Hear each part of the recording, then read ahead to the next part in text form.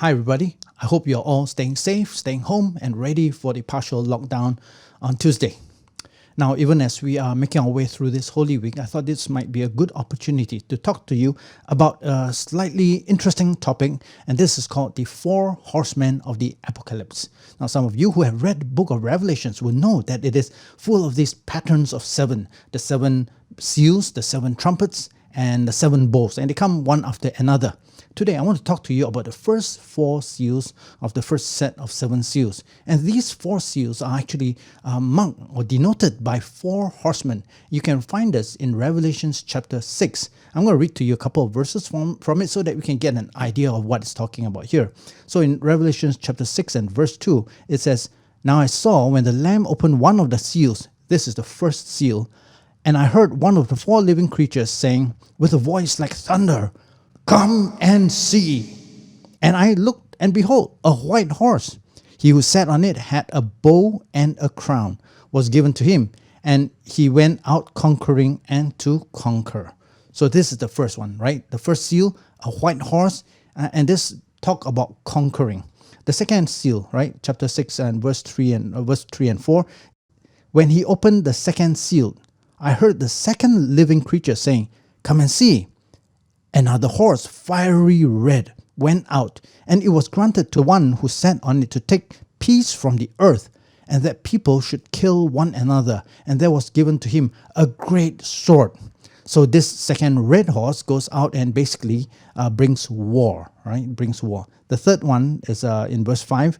"When he opened the third seal, I heard the third living creature say, 'Come and see.' So I looked, and behold, a black horse who sat on it and had a pair of scales in his hand."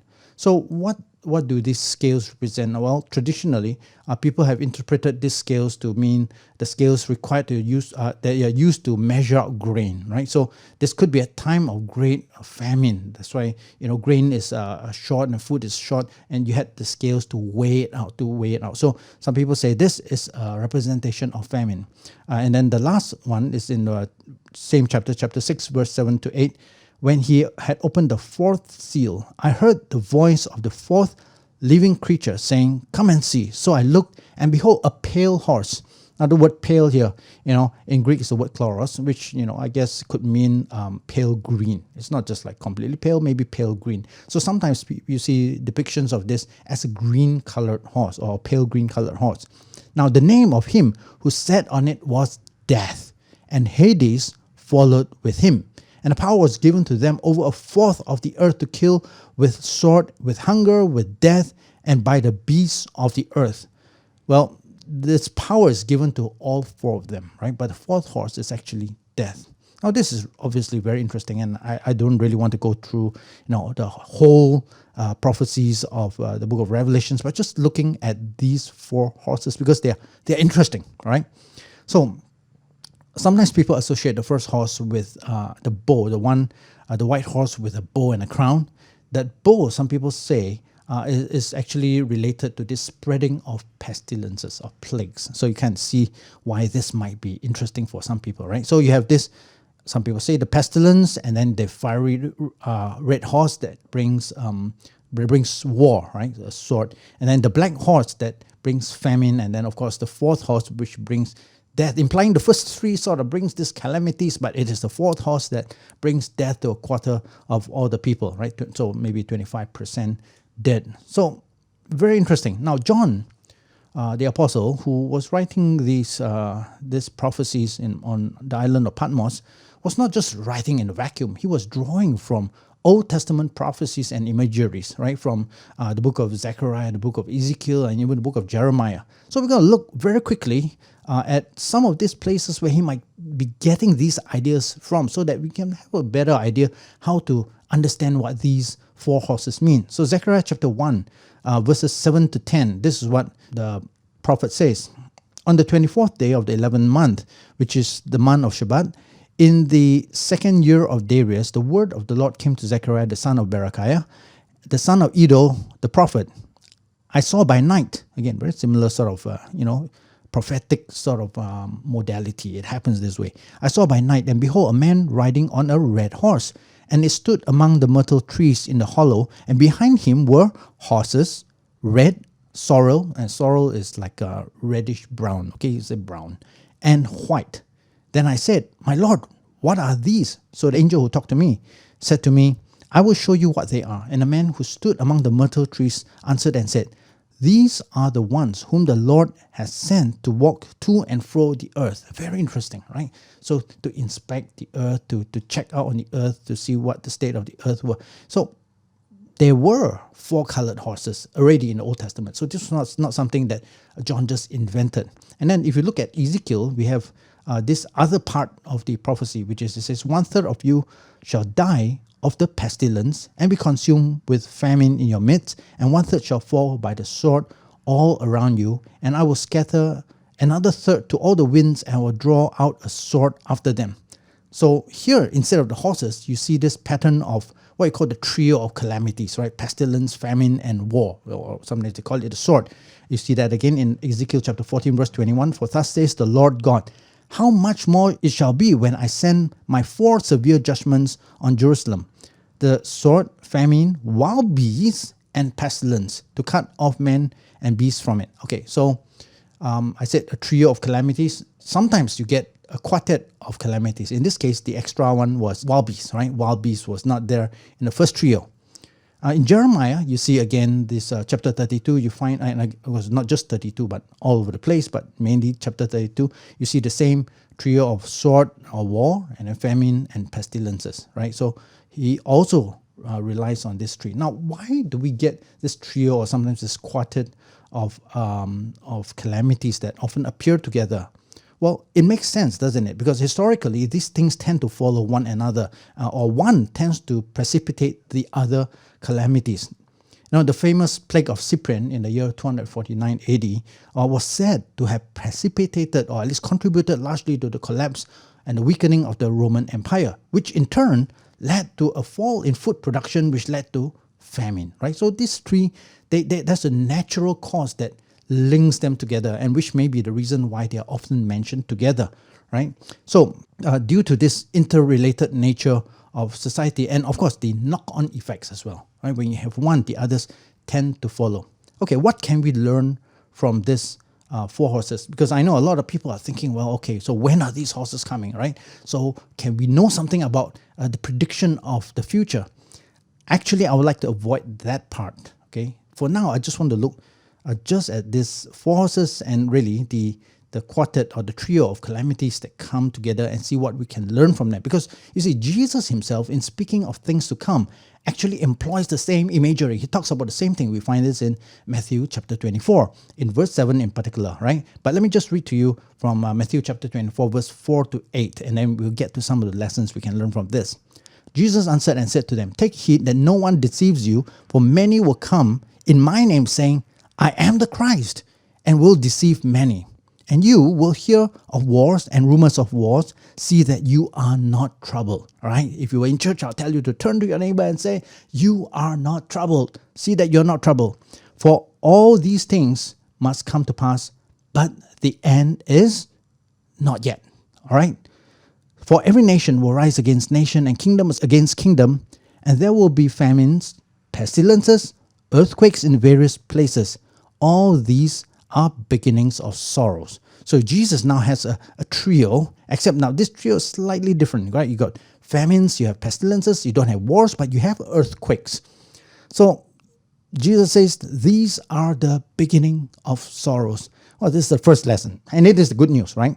Because, well, it's good news in the sense that, you know, imagine you're getting on a roller coaster, and you're just about to start that roller coaster when it climbs all the way up, and then it starts the very first drop, and you're screaming your head off, and then someone turns to you, don't scream yet, this is just the beginning of sorrows, all right? Just the beginning of things are going to get a lot worse. So it is kind of a bittersweet good news in that this is not the end, right? This is not the end, it is the beginning, right? Also, you see these things, it's not the end yet.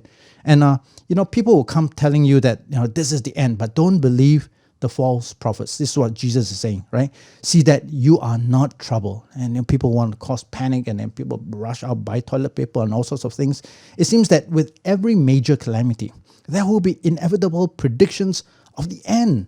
And they have always been wrong. We are still here. The end has not come yet. And this is true of, whether it's 9/11, whether it's the Ebola plague, and all these great calamities of the past. Every single one of them over the centuries have been accompanied by predictions of the end. People will look at the great earthquake and say, well, the end is coming. The end is here. People will see a plague and say, the end is here. This is a sign of judgment. People will see 9/11 and say, this is the end. Then Y2K, the year 2000, say, this must be the end because it's the end of 2000. You know what? This has happened over and over and over again. And guess what? They were all wrong. Every single one of them were wrong because they did not look at the Bible. Jesus said, when you see these things, the end is not yet. Okay, so they are not yet. So see that you are not troubled.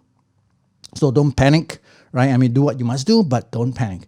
And the second lesson is really from Matthew chapter 24, verse 15 to 18. And the lesson is this: get ready. So if you look at the Bible, it says, therefore, when you see the abomination of desolation, and this is probably a reference to the prophecy in the book of Daniel, right? Daniel talks about this abomination of desolation, which some people say refer to Antiochus Epiphanes the fourth, when he desecrated the temple. So he says, spoken by Daniel the prophet, standing in the holy place. Whoever reads, let him understand. Then let those who are in Judea flee to the mountains. All right. So when you see these things, what should you do? Don't sit around, do nothing. In this case, the warning is you should flee to the mountains. Let him who is on the housetop not go down and take anything out of his house. Let him who is in the field not go back and get his clothes. But woe to those who are pregnant and to those who are nursing babies in those days. And pray that your flight may not be in winter or on the Sabbath. For then there will be a great tribulation, such as has not been since the beginning of the world until this time, no, nor shall ever be. Okay, so when Jesus is talking about this, is that when you see the signs, the thing to do is you need to have some kind of response. And really, the response here is to be ready. This is a great time to be checking your oil lamps to see if you have enough oil to last the night when the groom is going to come again.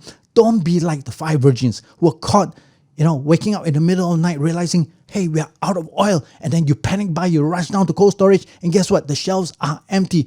Don't be that guy. Don't be that woman. All right? Be ready. This is a spiritual warning, not to procrastinate. Get your life in order. Get your spiritual life in order.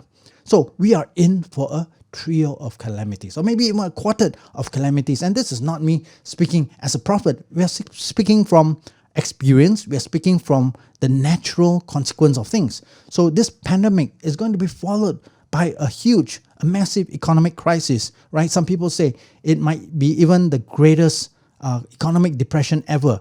5 times bigger, I read somebody said 5 times worse than the Great Depression. Of course, we don't know this, but it could be. So this is a warning to us. Maybe with this whole economic depression and problems, there could be political upheaval among the nations. Already, there are some civil unrest in many nations. We see riots in various places as a result of this. So it won't come as a surprise if there were some wars, some sort of national instability, political instability going on in the world. So these things, they are going to come. The four horsemen tend to come together. When it rains, it tends to pour. Experts are anticipating a great and prolonged recession right now. Now, which means we are now giving an opportunity to prepare ourselves, because it is not yet. It's not quite here yet. Now, you know what will happen with all these problems that here, you can expect suicide rates to go through the roof. You don't have to be a prophet to know that, right? Cases of depression and anxiety, they will go up. Divorce rates and all other kinds of social problems will rise as well. So we should prepare spiritually and physically. Now, in Church of Savior, we have this program called Kuz Business.